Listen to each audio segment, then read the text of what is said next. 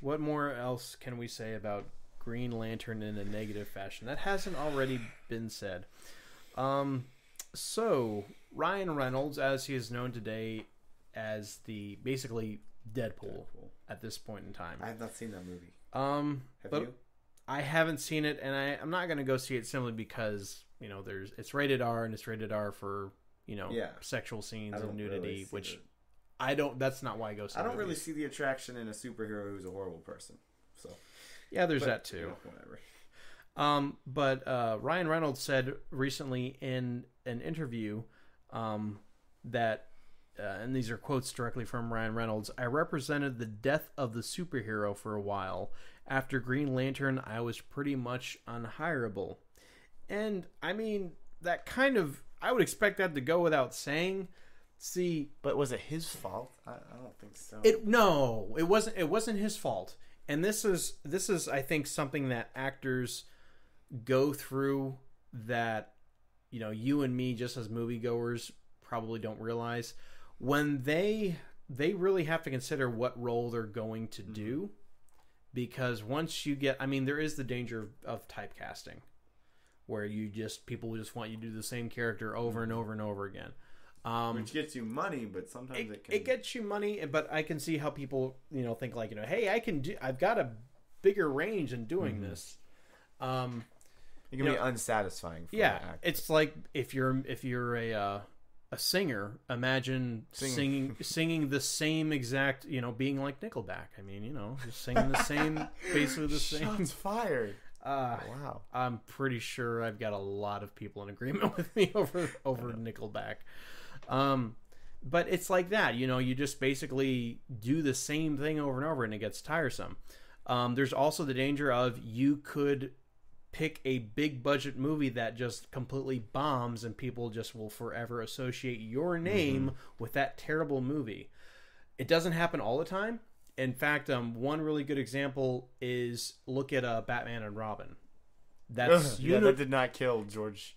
It didn't kill George Clooney's career, but it killed Chris O'Donnell's career for a little while. He's the one who played Robin. Alicia Silverstone, who played Batgirl in that movie, she also didn't really do much after that. Rightfully so.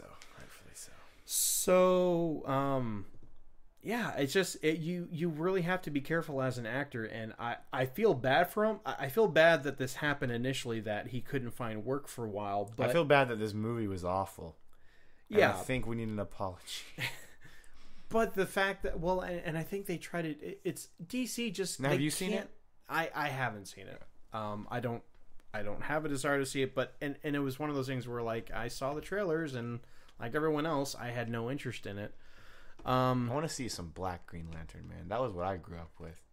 Oh, in the Justice League, a black man, yeah. Well, that's not with Hal. The white mask. Yeah, dope. That's not Hal Jordan. That's who he needs to be now, though.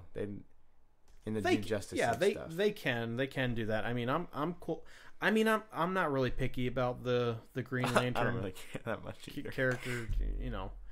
I think his power is neat. It's creative. It's really all about creativity with him. Just using willpower to form whatever object you want.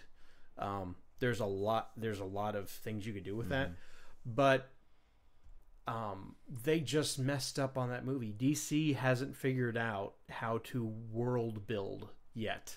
And they're starting to try, but we'll see if it actually gets anywhere. I don't think it's going to go anywhere. The new Justice League movie looks like it's going to be really rushed. No, and I mean, Batman vs. Superman was not done well, even though they had plenty of time with that. I had yet to see it either. We should watch it together. I have it sitting at my house.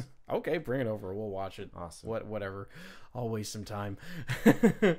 And then Suicide Squad wasn't really received very well. It's just that they're trying to build this cinematic universe. They're trying to do what Marvel does, but they're not taking the same cues from Marvel. Yeah, and Suicide Squad was their one like glimmer of hope that everyone saw and was like, oh yeah. Yeah, they're like, oh, this might be something. And then everyone tried to kind of kid themselves. That was cool. Basically DC's version of Guardians of the Galaxy. That's what they wanted it to be. Guardians of the Galaxy's here.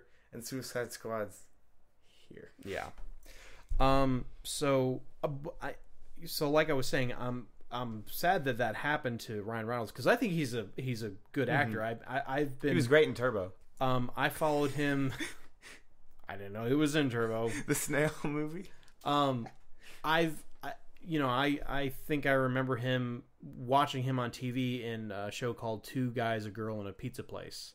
Sounds like a show I want to watch. And it was in I want to say late '90s, and he was pretty funny in it. He like played the funny guy.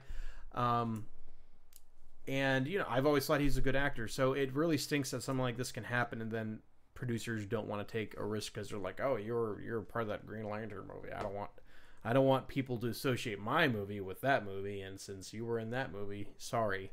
But it worked out because he was able to get Deadpool off the ground, which I think in a different interview... Even after butchering that.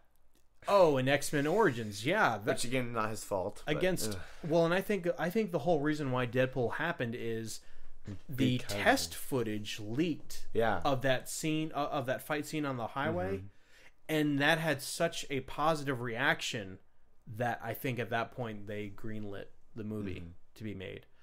And a lot of and then they ended up doing a good job. See, when you do a good job on something, we will go watch it. We'll buy it on. We won't, but right.